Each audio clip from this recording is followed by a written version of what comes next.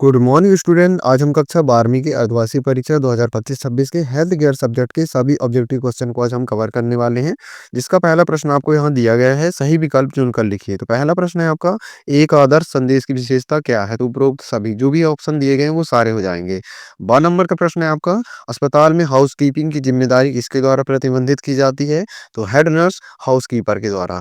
7 number का प्रश्न है, रवि में शून्यता, त्याग और आत्महत्या की भावना है, यह किस प्रकार का व्यक्तित्व विकार है? तो सीमा रेखा।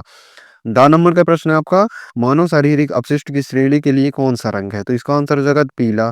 ई नंबर का प्रश्न है आपका, निम्नलिखित में से किस स्थिति में दस्तावेजीकरण की आवश्यकता पड़ती है? तो ये तीनों प्रक्रियाओं में दस्तावेजीकरण की आवश्यकता पड़ती है। इसके बाद नेक्स्ट प्रश्न में चलेंगे, रिक्त स्थान की पूर्ति करना है। तो पहला प्रश्न है आपका, आपातकालीन प्रतिक्रिया हेल्पलाइन नंबर 108 है, ये सबको पता होगा। दूसरा प्रश्न है, रोगियों को छूने से पहले पीपीई पहनना चाहिए। थर्ड क्वेश्चन है आपका, पानी संक्रामक रोगों के संचरण के लिए सबसे आम वाहन है। फोर्थ क्वेश्चन है आपका, रो में सेल्स की व्यवस्था हॉरिजॉन्टल तरीके से की जाती है, इस प्रकार से।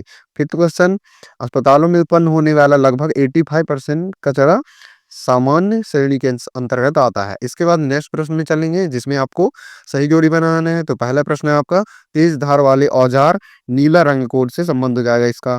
12 नंबर का प्रश्न है, पारिस्थितिक तंत्र, इसका संबंध इसमें पूछा गया है कि गैर जीवित और जीवित दोनों प्रकार के प्राणी आ जाते हैं। 7 नंबर बोल्ड करना है। तो बोल्ड करने के लिए एक प्रकार का कंप्यूटर का जो कोड होता है, या कि फिर हम कमांड कह दें या शॉर्टकट टी कह दें, तो कंट्रोल+B से बोल्ड हो जाता है कोई भी टेक्स्ट। इसके बाद 10 नंबर के प्रश्न में चलेंगे।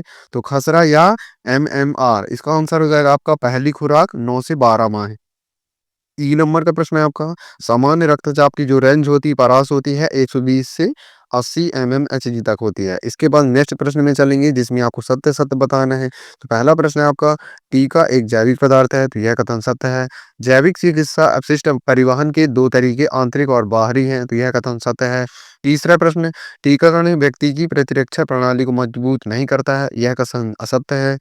चौथा क्वेश्चन है आपका, दंत चिकित्सा विभाग में दांतों की देखभाल की जाती है, यह कथन सत्य है।